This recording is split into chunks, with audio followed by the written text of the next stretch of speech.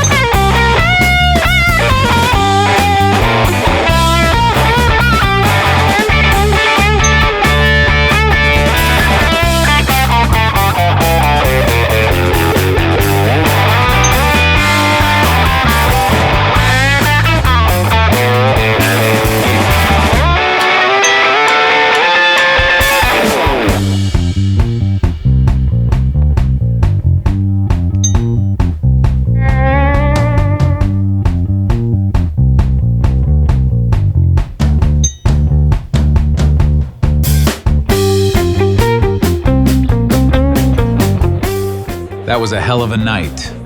Let's definitely do this again real soon.